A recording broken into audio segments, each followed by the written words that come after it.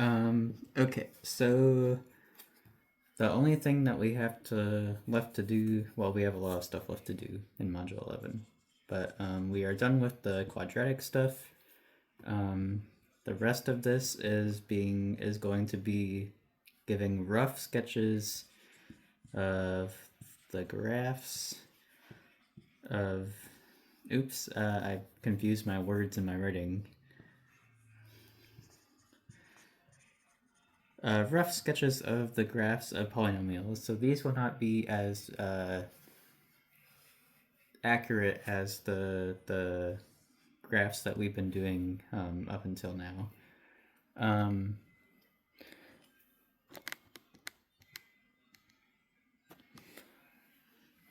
So the first thing we have to do is we have to take care of some definitions. First of all, what is a polynomial? A polynomial is going to be a bunch of whole number non-negative powers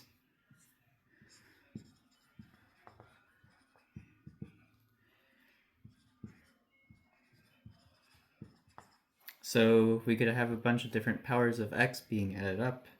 As an example, we could have something like 1 minus x to the 6 plus x cubed minus 7x. Note that each of these, so we could be a little tricky. We could be specific here and note that x is the same as x to the first. Here we could be specific and replace this with x to the 0th, because if you remember, anything raised to the 0 power is 1. But basically, any whole number that is not negative, we can use. So, of course, our quadratics are an example of these. So we could have like x squared minus 2x, and this is a polynomial.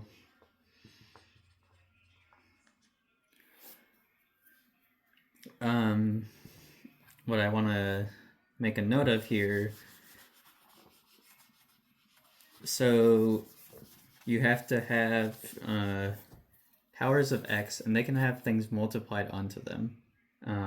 But for example, 1 plus 1 over x, this would be 1 plus x to the negative first. This is not a polynomial here. And also 1 plus square root of x, this would be 1 plus, x to the 1/2. This would not be a polynomial as well.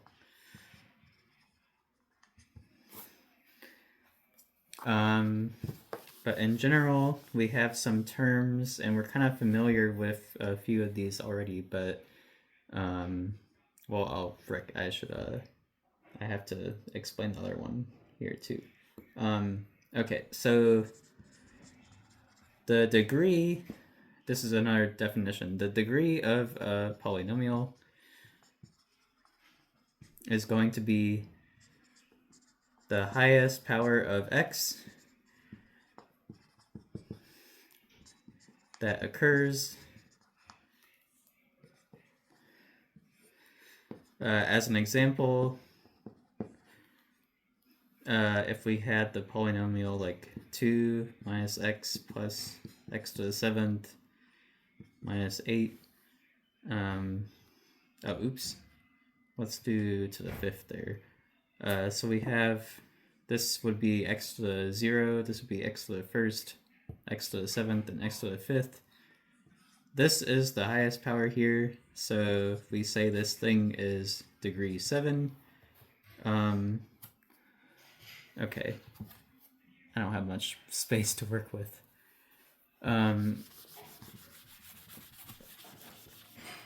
So now we can kind of recognize that we've done a few of these already, so some that we are familiar with immediately are degree 1. This is going to be our line, or we could call it linear.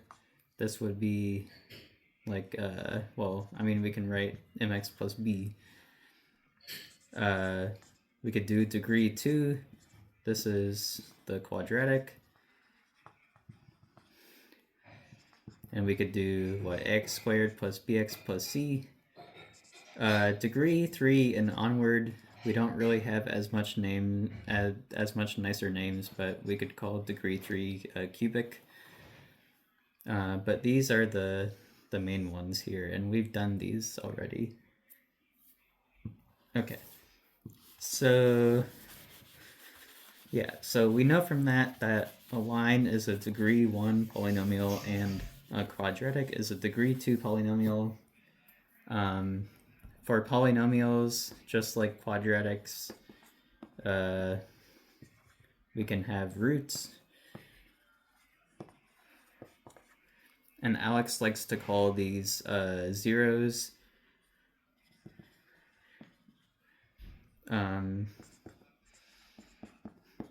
So for a root of a polynomial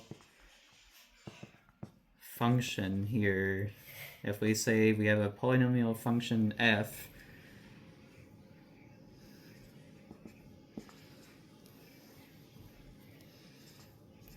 if something is a root, so it is some number, let's say a, that when we plug it in, we get 0 out of it. And as an example,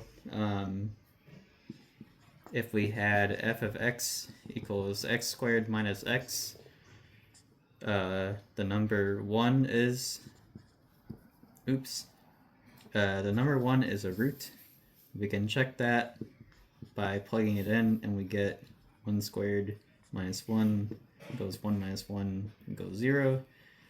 And if you evaluate to 0 in the polynomial, you are by definition a root. Okay. Okay, so polynomial, degree, root. Now, what we haven't covered before here is the idea of what is called a multiplicity of a root.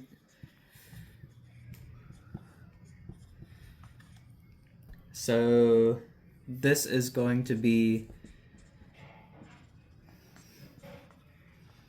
this is basically how many times does a root show up. And by that I mean, so I guess we could say, we could do, again, a quadratic. To find a root, we set equal to 0. Or to find roots in general, we can set equal to 0.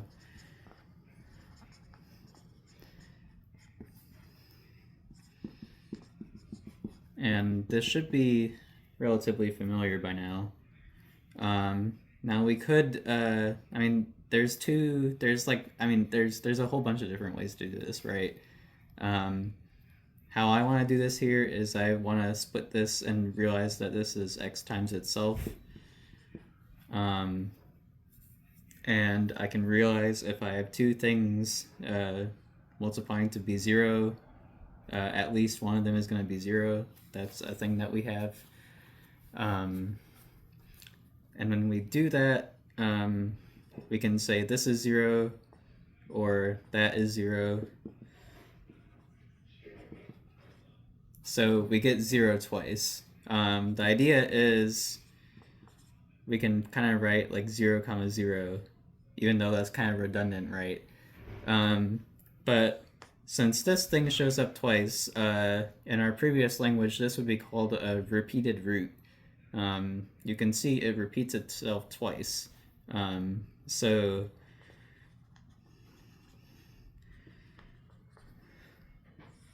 this thing would be called multiplicity 2 here, and I don't want to write multiplicity every time, so I'm just gonna write mult for a lot of them. The more formal definition of how you could find the multiplicity would be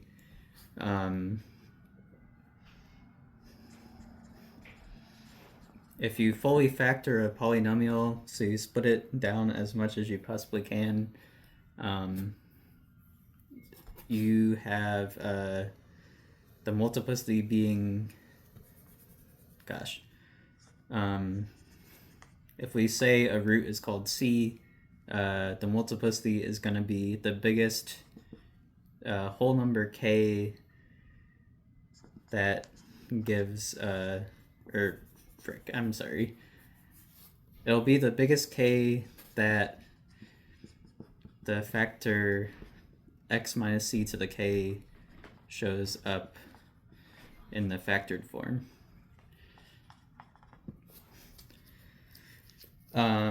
Now that's kind of confusing. So it's easiest to see this if we do some examples.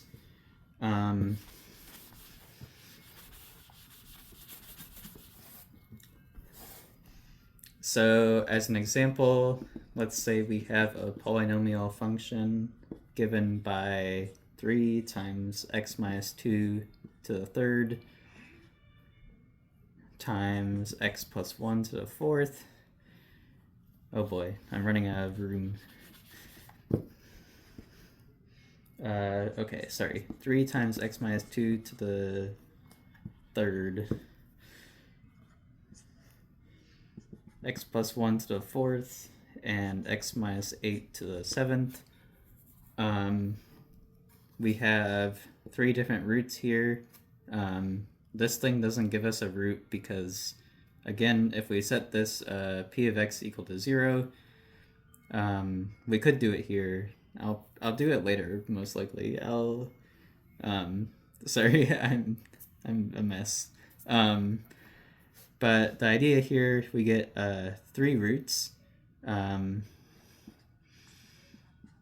We should get roots of 2 and -1 and 8 here. Now, to find the multiplicities, we look at the powers of these factors here. Wow, that did not turn out well. So the power that the x minus 2 is being raised to is 3 here.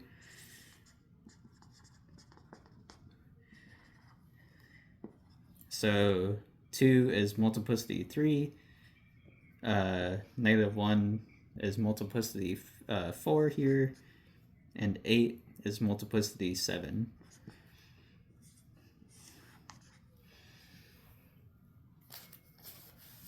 Okay. A neat thing that you can do is, so if you add up all the multiplicities,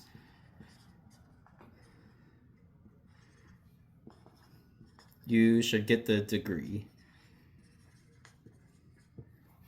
So if you were trying to find sorry, can't talk. If you're trying to find the degree of this thing, the degree of p of x, sum up these 3 things here. So here, degree of p, the polynomial, would be 3 plus 4 plus 7, which is 7 plus 7, which is 14.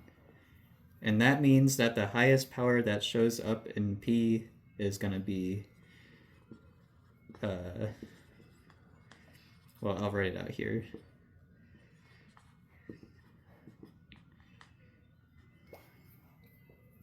Yeah, so that means that the highest power that shows up in this thing is going to be an x to the 14th. That's the thing you can do. Because I would imagine you probably wouldn't want to expand all these out and do like 14 different FOILs. I guess it wouldn't be 14, but it wouldn't be pretty. That's like a quick way to do it.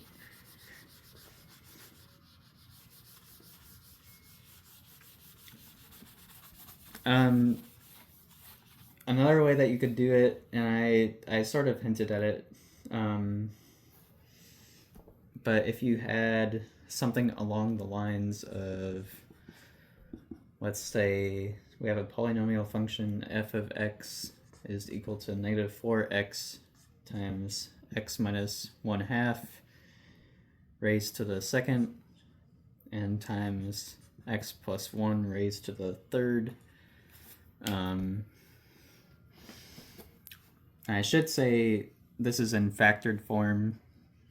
So when you expand this out, you are going to get a polynomial. But in general, it's very useful for us to factor down polynomials into what are called linear factors here. That allows us to get their roots. And if we can get their roots, we can get a lot of useful things about them. But anyway, so these are this is sort of another example of multiplicity going on here. I would probably rewrite this because I want to make sure, I don't know, I want to make it super clear what's going on. I think I need more space. So if we are very careful with what we do here, for this x term, we could rewrite it as x minus 0. If we subtract off 0, it's still x. That's fine to do. And we can split the squared here. Squared means we're multiplying it by itself. So we can rewrite this as like so. And then the same idea with this one, but 3 times. And I did indeed run out of space. Now, if you set all of this equal to 0, you have 7 different things that could be equal to 0. So I probably could have picked a nicer example of this, couldn't I?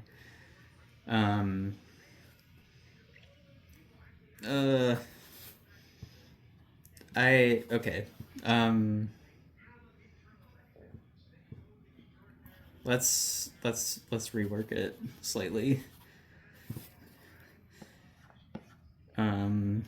Let's make this a 3. Okay. So to find roots, this is a polynomial, so we can find the roots of it. We can set it equal to 0. And at some point, if you've done enough of these, you can sort of like read it off of here. But when in doubt, you can always set this thing equal to 0. And specifically set f of x equal to 0. We can find the roots. Or in general, if we're setting f of x equal to 0, this is a way that we can find our x-intercept. But for polynomial, this is also going to be our roots. But we get negative 4 times x minus 0 times x minus 1/2 times x minus 1/2 times x minus 1/2. We have 5 things being multiplied together to get 0, which means at least one of them is 0. Again, this is kind of, maybe overkill, but we have basically 5 different cases here. If we set each of these things being multiplied together equal to 0, while out here we get negative 4 equals to 0, that's not possible. So we don't have to worry about that, and we just focus on these 4. This one is pretty straightforward. X minus 0 is equal to 0. That's just x is equal to 0. This one is going to be x minus 1/2 is equal to 0. We get x is positive 1/2. And the same thing happens 3 times in total. And you can kind of see the multiplicities play out. 0 occurs once here, and 1/2 occurs 3 times. That means that 1/2 is going to be a root of multiplicity 3. So that's kind of another way to think about it. It'd probably be easier to just do the other way. But I kind of like looking at it that way as well.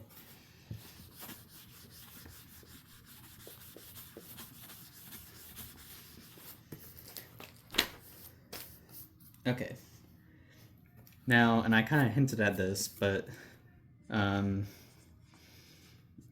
so if we want to find x-intercepts, I'm abbreviating them here, but x-intercepts and y-intercepts of a polynomial function, for any function ever, we can always find a y-intercept relatively easily.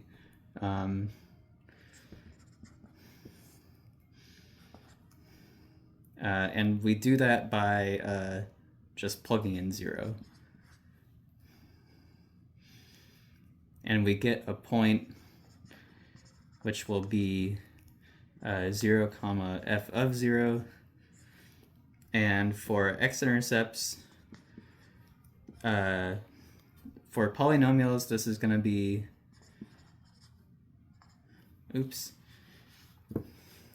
this is going to be exactly finding the roots. And to do that, again, we can set f of x equal to 0. We want an x-intercept, that means that y has to be 0, or in this case, we could write like y equals f of x. But our output needs to be 0, and we're putting something in as an x value to get 0 out. And we can kind of draw a little like picture of this. Well, let's do an example.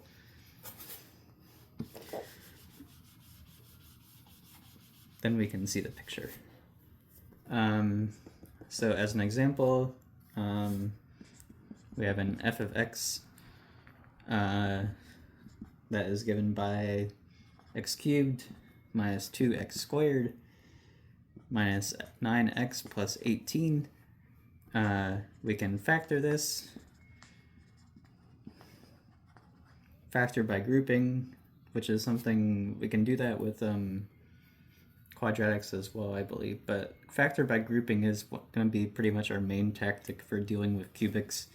We don't have a quadratic formula like we do for degree 2, so factor by grouping is kind of our only way to deal with this, at least for now. But if we do that, notice, so we basically want to look at the first two and the last two on their own. For the first two, we notice that they have an x squared in common, and we can pull out an x squared and get, an x here and a minus 2. Over here, they have, this one doesn't have an x, so we can't take out an x, but they do have a minus 9 in common. And I took out the minus 9 because I wanted to get these two things being the same. Once we've done that, we can kind of reverse FOIL this into this form, and we can realize that this is a difference of squares.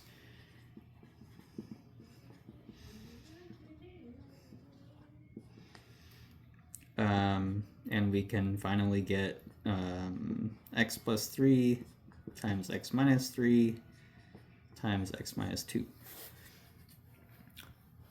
Okay. Now, so for x-intercepts of f, well, we have our fully factored version here. We have broken it down completely into linear factors. Each of these is degree 1 or a line, and we can read off the roots to get, I put these in the wrong order, but well, there isn't technically a wrong order. I like putting them left to right. We can get -3 and +2 and +3.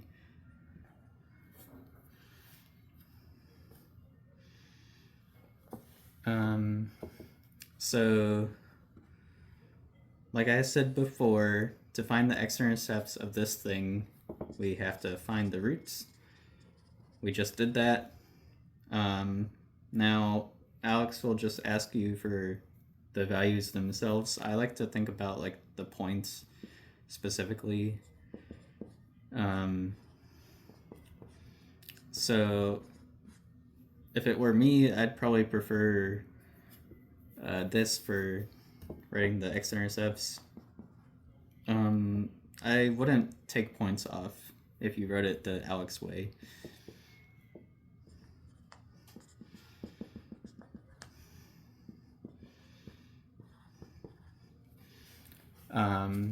And then, so for y-intercept, note that there's only one, because if there were more than one y-intercept, we would be failing the vertical line test. And for this, we plug in 0. Now, to get that, there's a few different ways we can go about it. We can use the definition up here, and it makes it really quick. But basically, any term that has an x is going to go away. And we are left with only the constant term here. That's what we call the thing that doesn't have an x attached to it. So the 0 cubed goes away, the squared term goes away, the linear term goes away, and we get positive 18 here. And that means our y-intercept is going to be the point 0, 18.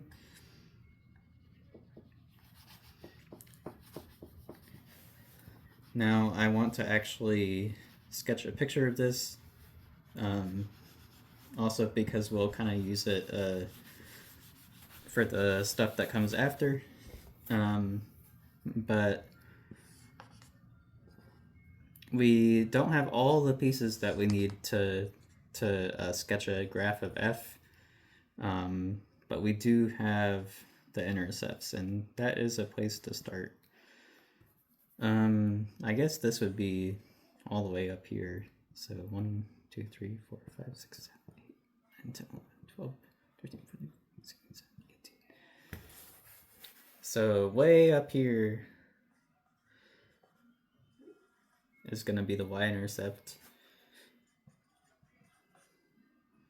Did I? No, I oops. Yeah, it's it's easy to mix those two up. I'm not moving left to right. I'm going up 18. And for these, I have 2 and 3 and negative 3.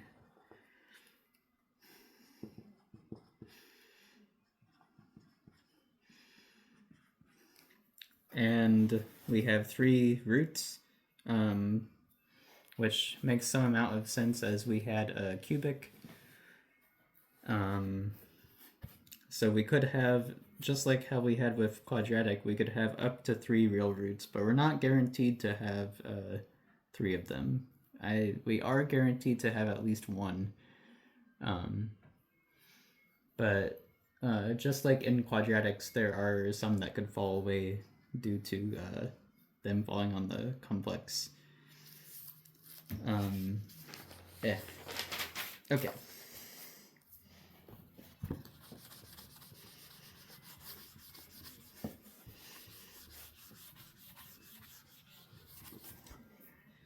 So the next thing, and this is kind of another piece for combining all together to get a roughly sketched graph of a polynomial function. And this is what we call end behavior for polynomial functions. Oh wait, did I define that?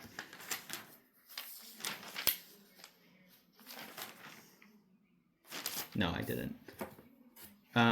Okay, so first off, a leading coefficient. I'll write out the whole thing, sorry. A leading coefficient, or sorry, the leading coefficient of a polynomial, let's say p.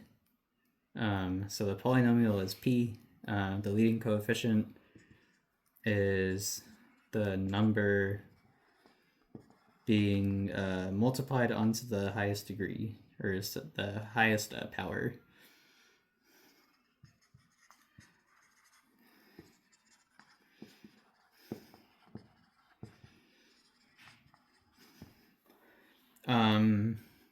So as an example, the leading coefficient of, let's say, like negative 3x squared plus 7x to the fourth minus 18. So you have to determine the highest power of x. That's going to be this. And then whatever is multiplied onto it is called the leading coefficient. Of course, you can rearrange this if you want to.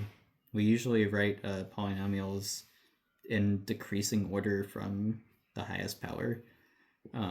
So we could rewrite this as this by moving the terms around. And it's called leading because it's out here in the front, leading the way, I suppose. But this would be 7. So the leading coefficient here would be 7. And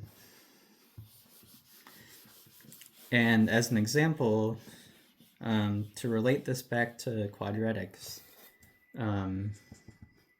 if we had like f of x is equal to, let's say, negative 3x squared minus 1,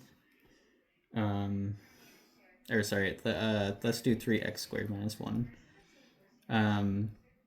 When we looked at this, we saw that this thing here, or I guess in this case, this would be our a and our ax squared plus bx plus c.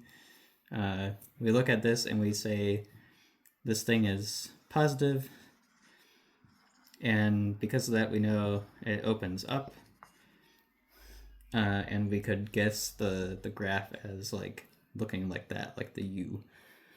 And of course, we could have like maybe a g of x is equal to negative 2x squared plus 6x, and we see the negative 2 and we say this must be opening down, and it would look something like that. So this end behavior idea is the same idea but generalized for polynomials in general. What I mean by that, and we can kind of, I guess, sorry, let's use, we kind of have like some simple standard examples that we can use here.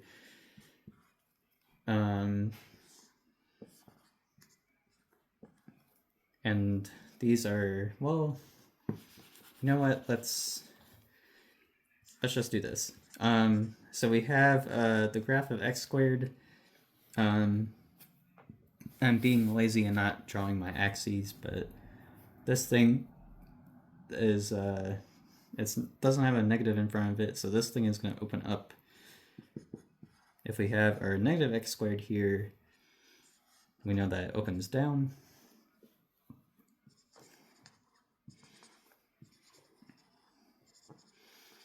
And we want to be able to do this sort of thing for any polynomial. Right now, and we'll see this, you can check this on like Desmos and so on. What you'll find is that any even degree function is gonna have this same like opening up and opening down idea. But we have kind of accounted for the even degree here. That means we have to do an odd degree case. And we have, if you graph x cubed, it'll look something like this. It looks kind of like if you took, if you left the right half of the parabola alone and flipped the other half downward. You can almost see that like right here. But since it's the cube, it does not kill off the negative like the x squared does. And that way it can go both ways. Now, anyway,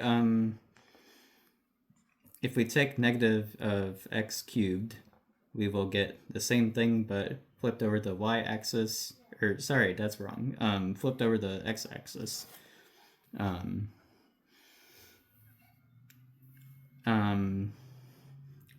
But the idea is, sorry, I'm losing steam here. In Alex, it will say that this thing falls to the left and rises to the right. You can see, like, if you go to the left, and this is a very poorly done graph, but if we follow down here, the more negative x gets, the more negative x cubed gets. Can I not fit anywhere? And so for this, we have the opposite case.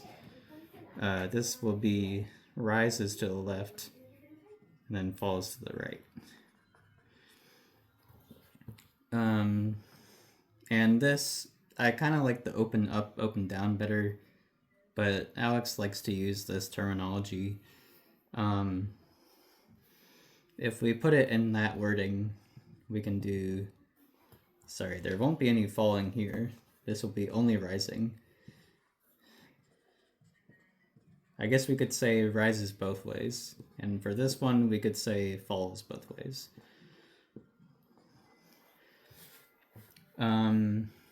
That's how Alex will present the question. And this applies for any even degree and any odd degree polynomial function. So let me be more specific with that. So what I mean is, in general, for a polynomial function that is f and it has a leading coefficient of c, some number, we have two cases that split into two more cases. So if the degree of f is even, then this is going to be, so remember, even number means you're a multiple of 2, so this could be like 2, 4, 6, and so on. We have two cases. This one would be for c positive, and on the graph we would have the end behavior of rising over here and rising over here as well. Now if the leading coefficient is negative, instead we're going the same way on both sides, but this time we are falling on each side. So if I take x and make it really large in a negative sense, I'll go way down here. And the same thing happens if I go way out here. I'll go this way. Sorry, that's kind of a word jumble. Okay, anyway, so if the degree of f is odd now, so you're a whole number and you're what, like you're a counting number. So here you could be like what, 3, 5, 7, or so on. Again, we have two cases. If the leading coefficient is positive, we'll have the behavior like the cubic. So we fall in the left and we rise in the right. And the last case is negative leading coefficient for odd degree. We get large up here.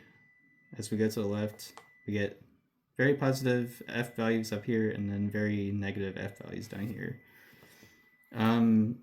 I think the most helpful way to think about this is to just like actually do examples. And we can do that.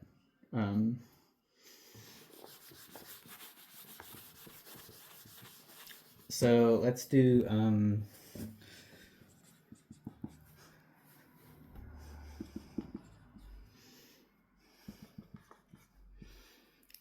and for these, if I ask a question about these, I'm probably not going to ask you individual questions.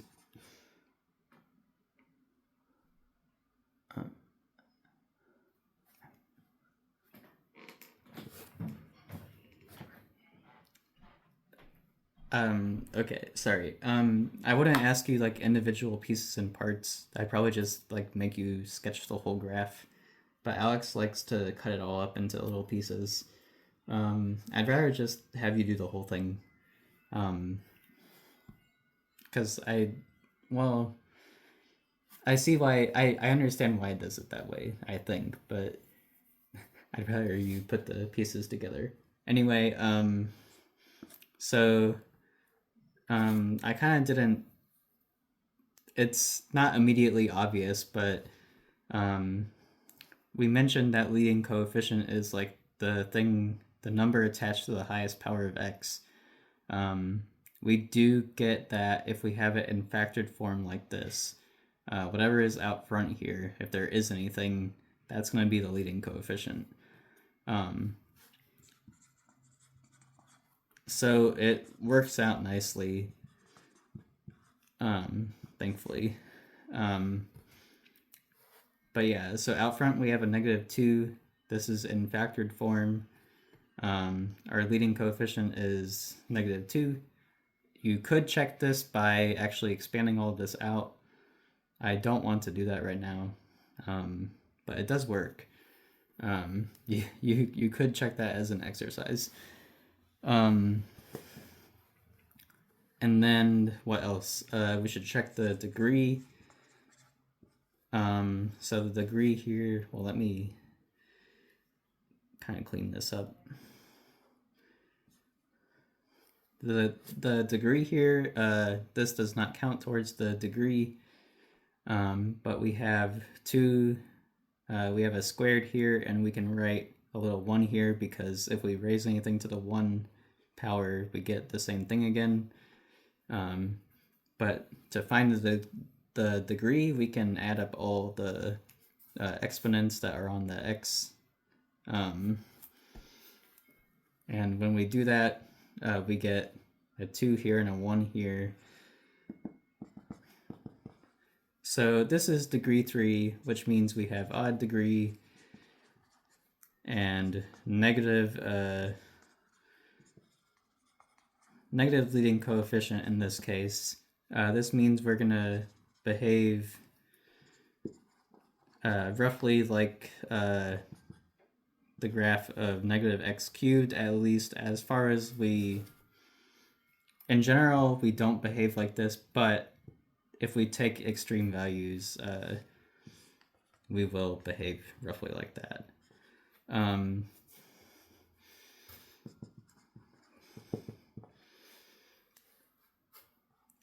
So, well, it would probably be, honestly, it might be more helpful to just sketch a graph of x cubed, and then I'd probably just erase everything in between. But this would be what? Up here on the left, you're rising, and on the right, you're falling.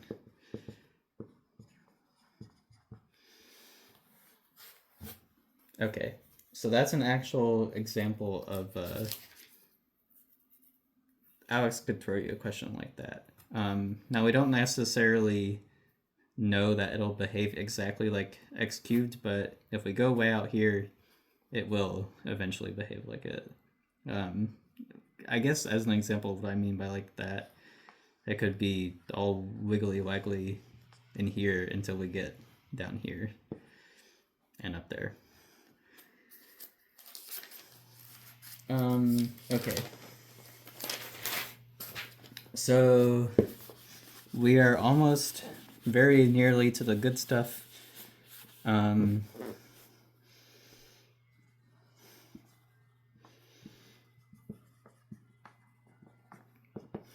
So the point, or sort of a use of multiplicity,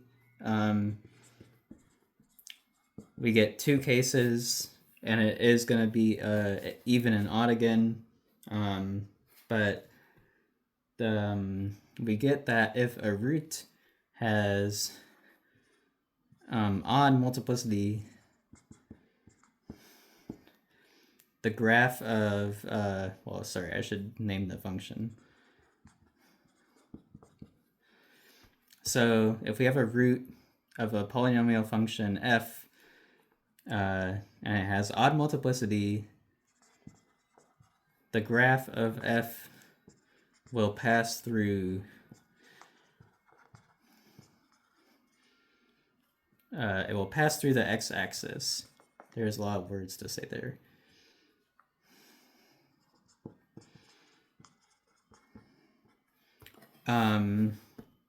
So if we have, let's do a sketch of the x-axis.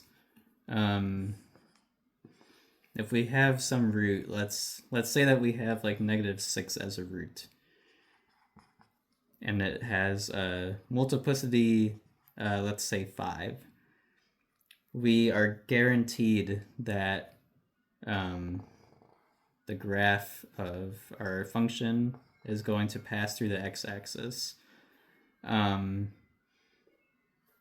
Now, it could go either way, and I'll kind of get into that later.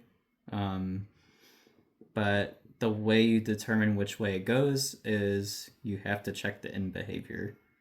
So you have to make sure that everything connects up. It's sort of like a puzzle in some sort. Now, the other case, that's the even case, or sorry, that's not the even case. That was the odd case. Root of odd multiplicity passes through the x-axis. Now the other case,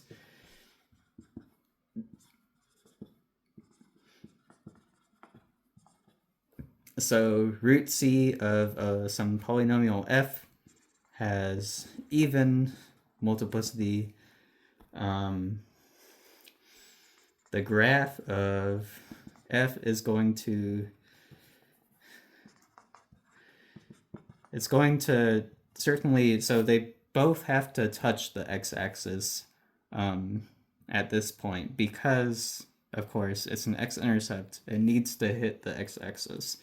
But in this case, the graph will hit the x-axis and bounce off. So in this case, you get something like, let's say we have 4 is a root of multiplicity 6.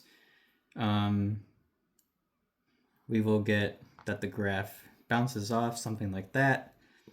It could also come from the bottom. And again, the way you determine which way it comes from, you have to look at the end behavior.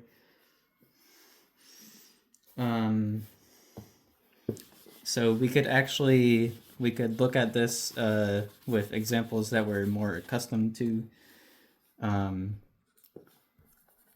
So an example could be f of x is the quadratic or the degree 2 polynomial, which is x squared minus 1. This is a difference of squares. We can factor this as x minus 1, x plus 1. We get, well, I ordered them. I'm going to reorder them. Let's say x plus 1, x minus 1. From this, we get a root of -1, and from here, we get a root of 1. And we can graph this. We can also find, well, let's be thorough here. So the roots give us x-intercepts. These will be -1, 0, and 1, 0. We can plug in 0 to get the y-intercept. And if we check f of 0 real quick, we get 0 squared minus 1 is, that all goes away. We get -1. Now this is 0, -1. So the 0 is in opposite place. And if we graph this, this should be opening up.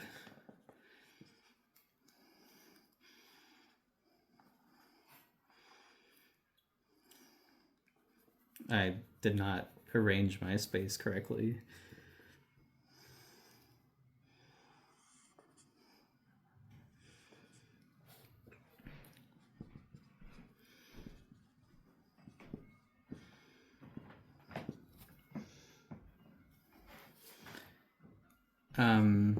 Sorry, so again we get roots -1, 1. And each of these only happens once. There is no, well, sorry, there is a 1 exponent on each of these. But they are not repeated. These are 2 unique roots. And we do end up getting, if we take a snapshot, like only looking at the roots, we see that that one passes through there, and that one passes through in the opposite way. So this checks out with the knowledge that we've built up from previous stuff.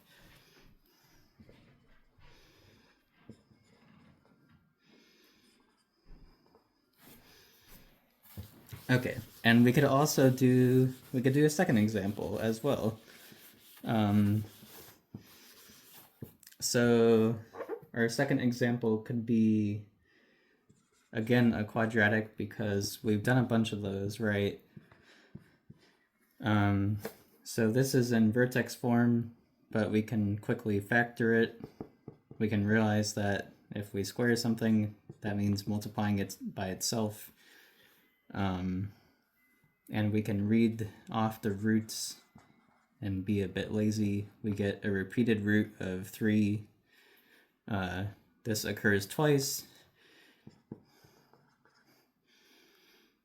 And that means we get a root of 3 that has multiplicity 2. And our knowledge, or our new stuff, is telling us that we should bounce off at x equals 3. And sure enough, if we graph this according to our vertex form graphing knowledge, I'm not being very precise here, but we get something like this.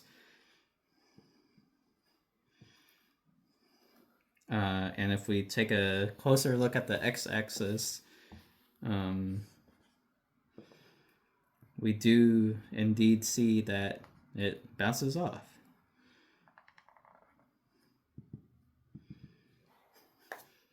And this will be useful for our combining all the stuff to graph polynomial functions.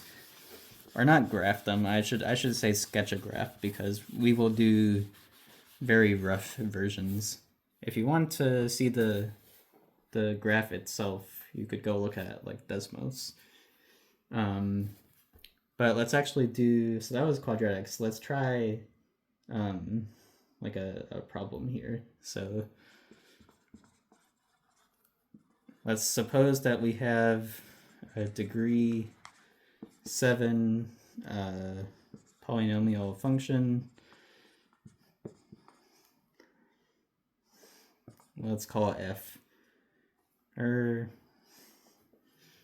call it p for polynomial, and it has real roots -2 and 3, -2 being multiplicity 2, so -2 occurs twice, and then 3 has multiplicity 3, so 3 occurs 3 times. And let's say p has a positive leading coefficient.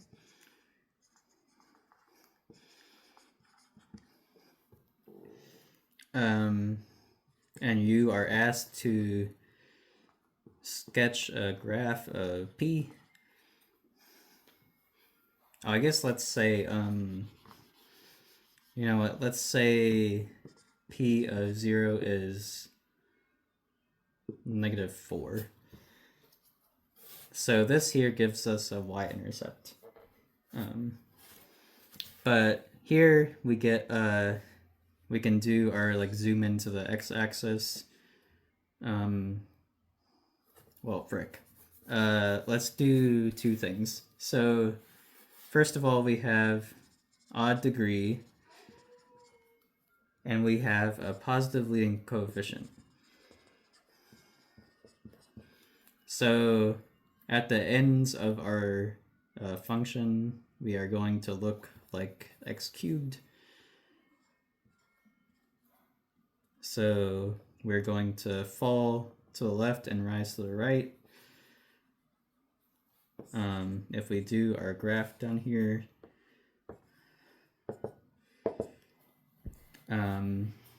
we can draw an arrow down here and an arrow up here.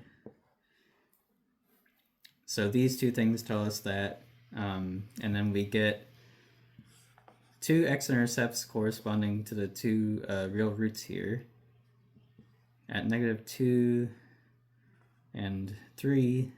Now 2 is going to bounce off, but which direction does it bounce? Well, it needs to connect up to this thing down here. Let me actually make sure that we can see that. We need to be able to connect to this thing down here, and then we will have a 3 over here. It's going to go through.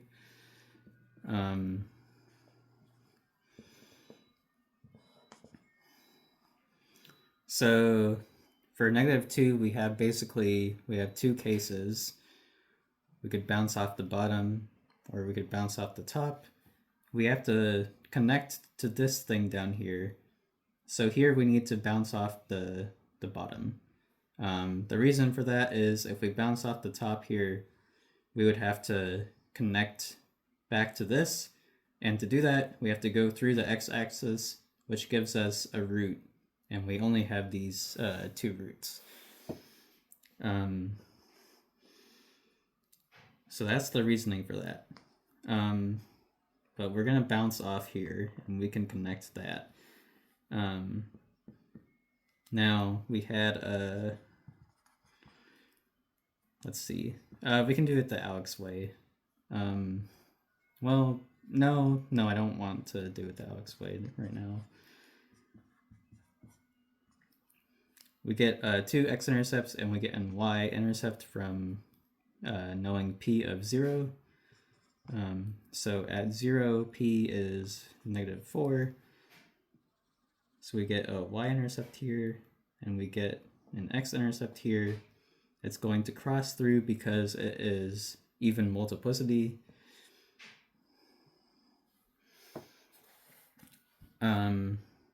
So we can connect up to here. Now we need to connect to this and to this. If we go like this, we have a problem. So we must go the other way, like this. Now this graph is really ugly. These will kind of end up looking like this. They're not going to look very nice, but as long as you get going the right way at the end and bouncing off or going through in the correct way, that's the goal here. And we can like leverage this later. It becomes useful for what polynomial inequality, to be honest.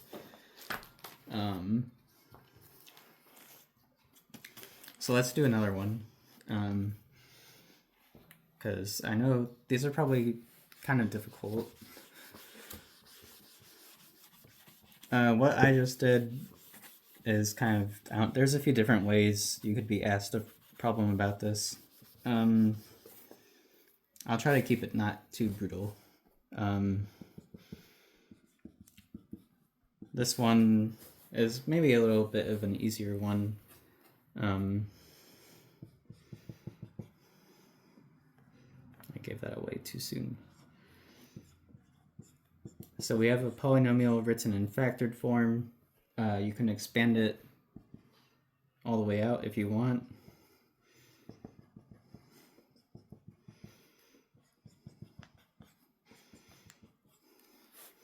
And we can read the roots off as -1, -1, and 1, and 1. So we have 2 roots, each of multiplicity 2.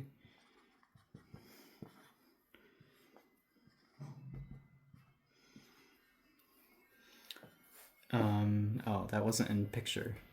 Frick.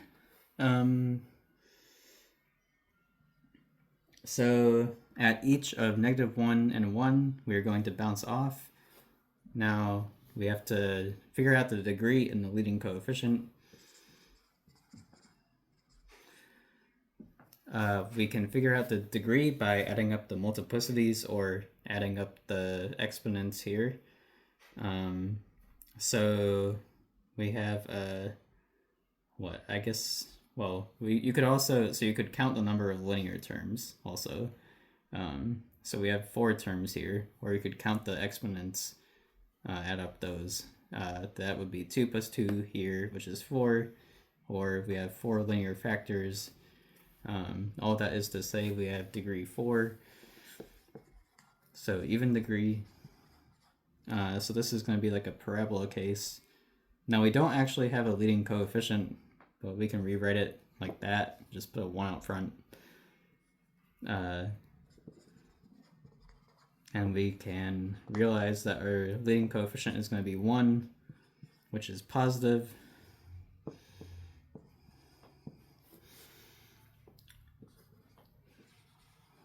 And we have even degree and positive leading coefficient. That means we open up. Or if you want to be fancy, rise to the left, rise to the right.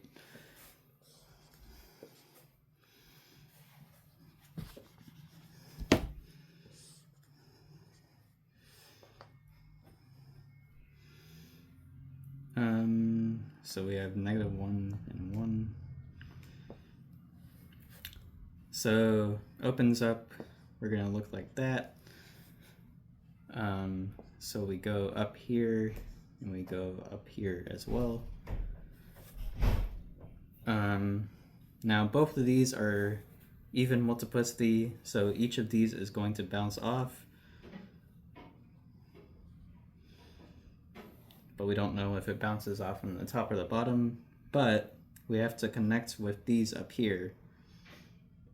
And we will be able to figure out that we do bounce off on the top because we have to connect to these.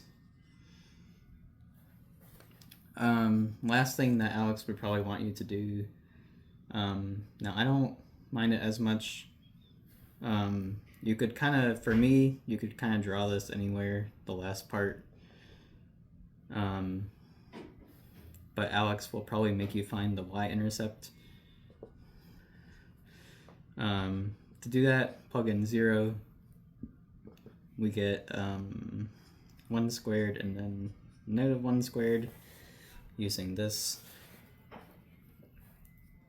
And we get 1 times 1, which is 1. So we go here and we look something like that. And again, not a very pretty graph, but we're basically done at this point. What else? I think that is about it. That kind of goes over everything except the local minima and local maxima. So let's say, well, first of all, let's say this. So if we have a polynomial,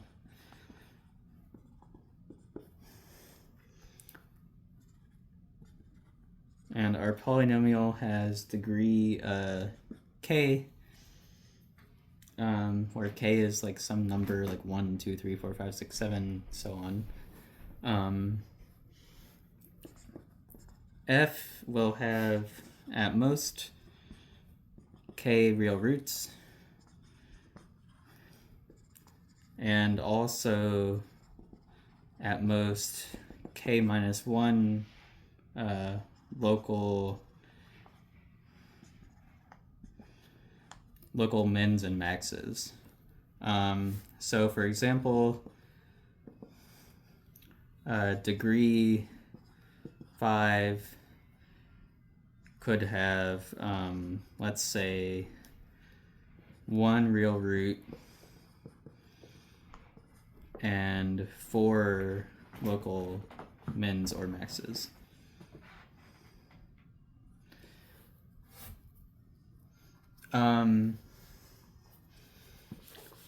And so they'll make you do a few questions about these.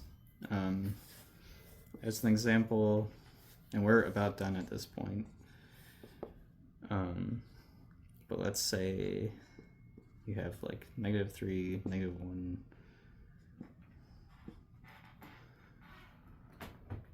and 2 and 4. Let's say that you, oh wait, I I screwed it up already.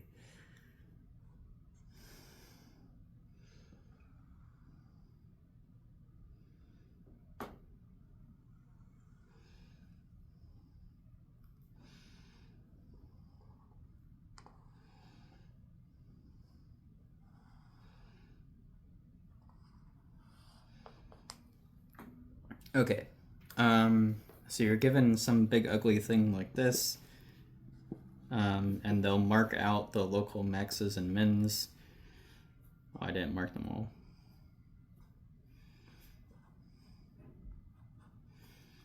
And as a reminder, the local maximums and local minimums are your hills and valleys. So here, we have 1, 2, 3 valleys, and we have 1, 2, 3 hills.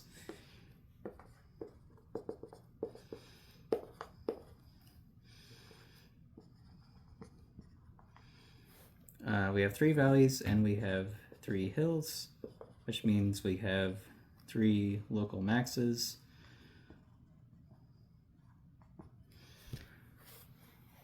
I guess I should say, I don't know how you would spell that.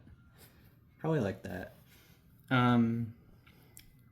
Now, the only things that they would really ask you, I don't know. I wouldn't really care all that much about this on a quiz or a test. I'd be more interested in the sketching the graph. But they could ask you, like, where is this thing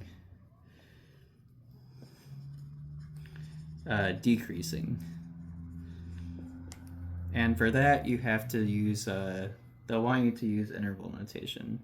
But you have to realize if it's going downhill, it's decreasing. If it's not, if it's flat, it's constant. And if it's going uphill, it is increasing. So for us, we're going to be increasing, right? Sorry, that's not, oh, right, that's why, okay. So we want decreasing, so we want to be going downhill. That's going to be here, not here, here, not here, here, and here. I want to put little boxes, but I know it'll screw up my graph. Or I guess it'll make it more messy. Okay. But what you could write for that, so they'll want you to write the intervals. So before -5, I'm decreasing from -3 to -1. I'm decreasing, and well, I have 4 of them. Okay. From 2 to 4, I'm going downhill. I'm decreasing, and from 6 onward, I am going downhill. Okay. The more difficult one, we have to use our in-behavior knowledge, and we have to use our facts that I just mentioned. So we can notice that we have 6 total local max mins, and we are rising left and falling in the right. So this is like our negative x cubed case.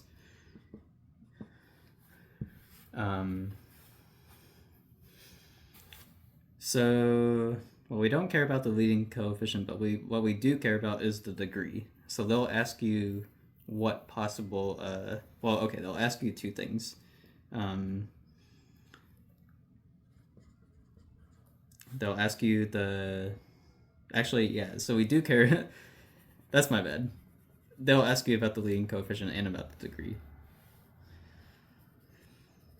So, and this is sort of like working backwards from, so before we had those and we were determining that. Now we have these and we're like saying what we know about the leading coefficient. So what we know, since it is rising left and falling right, it's not rising, rising, falling, falling, so it's not even degree. We can get that part. And then, like I said, this is sort of our negative x cubed case.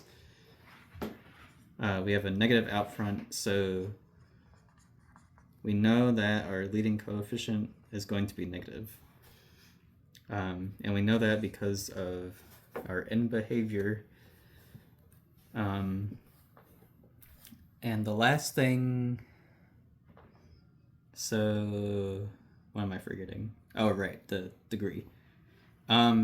So if you remember, we can have up to one less than our degree. So our odd, we have odd degree. That means we could be like degree 1, 3, 5, 7, 9, and so on. Now, this thing definitely isn't a line, so we can't be degree 1. But what we also have to notice is we can only have, our degree needs to be like one more, at least one more than our max and mins, our local maxes and mins. So to phrase that a different way, a cubic degree 3 can only have 2 local max or mins, so that's out of the picture. Degree 5 could have at most 4 local maxes or mins, and what we get is this thing is odd degree, and it has to be 7 or 9 or so on. Okay, so I think that just about covers everything. I know that was a long video. I hope this was, I'm sorry that it had to be a scuffed recording, but I'll tweak the quiz a bit. I hope this helps a little bit than just like looking at it in Alex. But I'll see you all on Friday. Thank you.